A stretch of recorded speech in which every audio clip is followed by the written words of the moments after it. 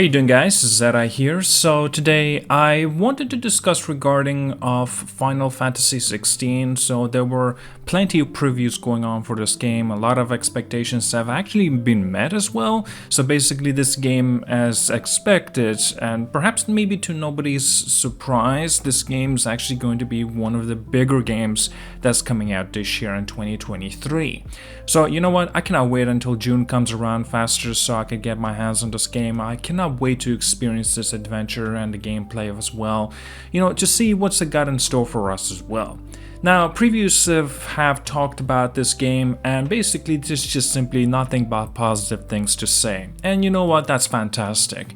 So with its everything that I've been looking through and also summarizing regarding of its, what it will have in details and features and stuff like that, I've kind of put them in a little bit of a bullet points to see, kind of a summarization that, to make it more simplified and also to share my thoughts correctly, by point.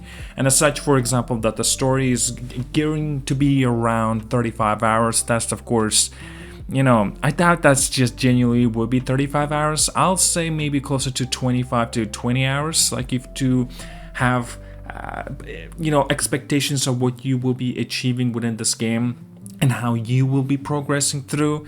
And what makes it interesting as well, that the way that they mentioned regarding of its difficulties, such as I believe they mentioned there's not going to be much of difficulties, of differences like easy, medium, or hard, but the way that they made the accessibility easier for the players to experience this game. And I really like that. There's always like a lot of games just simply have an easy, medium, and hard, have bullet spongy bosses, or perhaps like, cut down your health bar. It's just, it's simplified in terms of the development. It's not exactly thought out, but in this case, in Final Fantasy 16, I think they've done it right. And it's actually kind of reminds me of similarities to Elden Ring. In Elden Ring, for example, there is no easy, medium, or hard. It's just one difficulty, but you can make it easier for yourself in terms of the spirits, summoning, and stuff like that.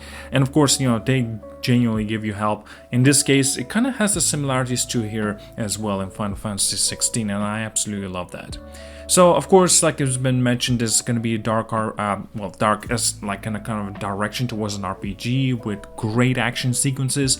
It's been mentioned that it's going to be taking steps away from a more traditional Final Fantasy gameplay with its terms of its action, and I'm actually kind of surprised that they didn't really go towards similarities to Final Fantasy VII Remake, but instead they mentioned that they were a little bit of an inspiration going from God of War 2018 version, and you know what? Thank you. God of War gameplay was incredible, and I absolutely love it. And now that they are going a little bit towards that direction, oh yes, please, this is just music to my ears. Semi-open world, that's the big thing I want to mention. Now, I'm actually glad, because from Final Fantasy 15 that I played, there was basically an open world, and also there were segments of semi-open world-ish, more like corridor kind of running through A to B, like in the second half of the game. But there's just big problems with that title. In Final Fantasy 16, they mentioned already that it's gonna have semi-open world, so they're gonna be segments. It's not gonna be one true open world, mainly because they wanted to have diversities and different kind of environment and stuff like that. I mean, you could still do that in open world, but it'll take far more development time. And I don't think that they put a lot more time towards like an open world, obviously, since they mentioned they're doing more of a semi-open world. And you know what? I'm glad with that. It's all power to them. It's not a problem. If this would have been open world, I wouldn't really mind it either, because I trust this development team of actually making a great Final Fantasy game. And hopefully, if it's anything but to go by like Final Fantasy VII Remake, I'm gonna be very glad about that as well. I kind of actually hope it's gonna be more open, if that makes sense. More kind of your own direction that you can take, comparing that to Final Fantasy VII Remake, because there were unfortunately quite a lot of limitations in that world too. Okay, so another thing, unique characters, including of course with their stories and backstories and stuff like that.